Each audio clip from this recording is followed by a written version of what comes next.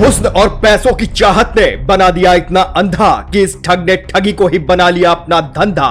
ठगी के पैसों से खड़ा किया करोड़ों का साम्राज्य। जैकलिन पर लुटाया प्यार तो नोरा का भी किया शिकार। सुकेश चंद्रशेखर ने पहले बॉलीवुड को ठगा और अब पॉलिटिक्स को घेरा।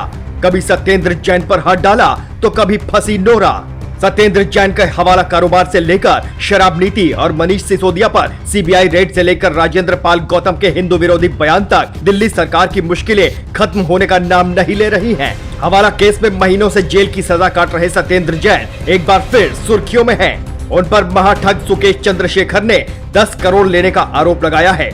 जेल में बैठकर लगातार 3 दिनों तक सुकेश चंद्रशेखर दिल्ली के लेफ्टिनेंट गवर्नर विनय सक्सेना को 3 पत्र लिख चुका है, जिसमें उसने सत्येंद्र जैन से लेकर आम आदमी पार्टी के प्रमुख अरविंद केजरीवाल पर गैर कानूनी तरीके से डरा धमका कर पैसे लेने का आरोप लगाया है। उसने बताया कि वो सत्येंद्र जैन को सन 2015 से जानता है और 2019 में सत्येंद्र जैन उससे एक बार मिले थे, जिसमें उन्होंने मुझसे 2 करोड़ रुपए की मांग की थी, जिसके बदले उन्होंने मुझे जेल में सुख सुविधाएं दिलवाने का लालच दिया। 3 अलग अलग चिट्ठियों में उसने आम आदमी पार्टी को कुल 50 करोड़ रुपए देने का दावा किया है, जिसके बदले में उसे दक्षिण भारत में आम आदमी पार्टी में एक बड़ी जिम्मेदारी देने का वादा किया गया था। हालांकि आम आदमी पार्टी इस दावे को पूरी तरह से खारिज कर रही है। सुकेश चंद्रशेखर ने दिल्ली के एलजी को लिखे पत्र में ये आशंका भी जाहिर की है कि जेल में दिल्ली सरकार के इशारे पर जेल अधिकारी उससे दुर्व्यवहार कर रहे हैं, जिससे उसकी जान को खतरा हो सकता है। मंत्री राजेंद्र पाल गौतम के हिंदू विरोधी बयान और शराब नीतियों जैसे मुद्दों को लेकर बीजेपी पहले से ही आम आदमी पार्टी पर आक्रामक थी।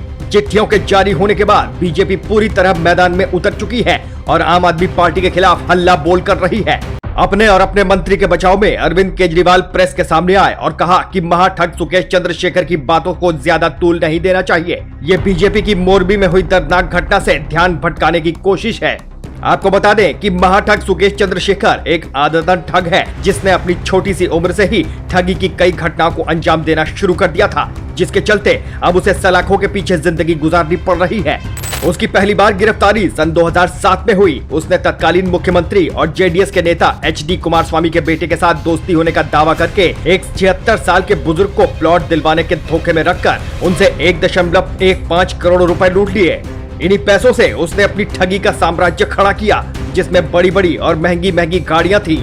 उसकी ठगी का शिकार न सिर्फ आम लोग हुए, बल्कि बॉलीवुड पर राज कर रही जैकलिन फर्नांडिस और नोरा फतेही जैसी मशहूर अभिनेत्रियों को भी इसने ठगा, जिसके चलते जैकलिन फर्नांडिस और नोरा फतेही को अब कानूनी कार्रवाई से गुजरना पड़ रहा है।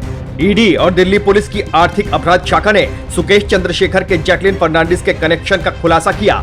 जैकलिन ने खुद माना कि वो सुकेश चंद्रशेखर को जानती थी और सुकेश ने उसके परिवार की आर्थिक मदद भी की थी। उन्होंने आगे कहा कि जब उन्हें सुकेश पर शक हुआ तो उन्होंने उससे दूरी बना ली। हालांकि इन दोनों का आपसी संबंध तब संदेह के घेरे में आ गया जब इन दोनों की कुछ प्राइवेट फोटो लीक हो गई। पूछताछ में यह भी सामने आया कि सुकेश ने जैकलिन फर्नांडिस और नोरा फतेही को महंगे महंगे तोहफे देकर अपनी जालसाजी का शिकार बनाया था। अब तो यही कहा जा सकता है कि हुस्न और पॉलिटिक्स के इस कॉकटेल ने इस महाठग को कानूनी शिकंजे में ऐसा जकड़ लिया है कि उसके लिए इससे पार पाना बहुत मुश्किल होगा।